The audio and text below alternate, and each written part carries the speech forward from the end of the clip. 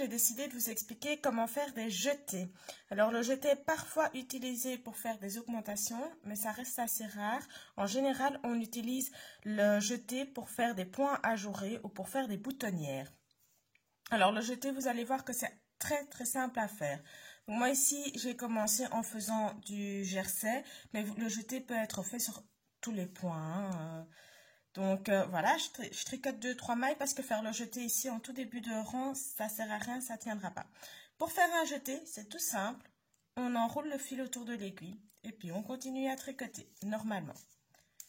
Vous enroulez le fil exactement comme il doit être mis pour la maille que vous devez faire. Donc, je vais terminer mon rang, je vais retourner et je vais vous expliquer. Donc, je tourne mon rang. Et là, donc, quand je tricote ma première maille, mon jeté, je le fais dans ce sens-ci.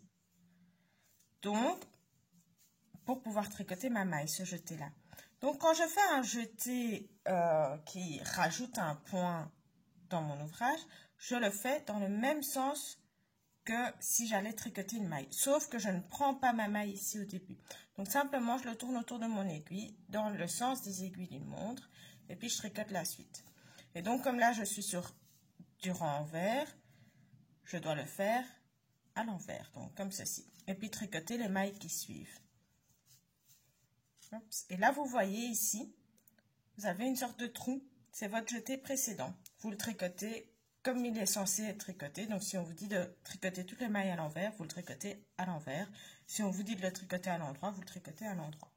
Je retourne mon ouvrage. Je vous remontre donc à l'endroit comment ça se fait. Donc, à l'endroit, quand je tricote une maille à l'endroit, je tourne comme ceci autour de mon aiguille. Hein.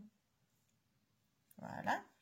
Donc, je remonte. Je mets mon aiguille dans la maille et je tourne dans ce sens-ci. Donc, OK.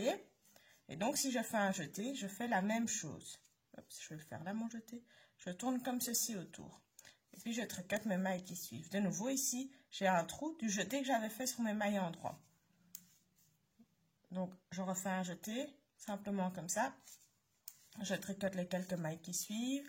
Vous voyez qu'ici, j'ai de nouveau un énorme trou. Ça, c'est le trou du rang précédent, du rang envers. C'est le jeté de là tantôt. De nouveau, je tourne, je refais un petit jeté. Je tricote. Moi, j'en fais plusieurs sur un seul rang. Hein. En général, quand on vous dit un jeté, vous tournez qu'une seule fois autour de votre aiguille. Hein. De nouveau, il y a un trou ici. Et le trou, c'est de nouveau du rang précédent. Donc le rang envers. Voilà. Et alors, ça vous donne ceci. Vous voyez des trous comme ceci dans votre ouvrage.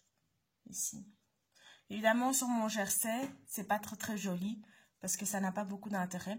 Mais quand vous faites un point ajouré, ça donne un effet. Ça peut vous faire des dessins dans votre point. Ça peut être très sympa à faire.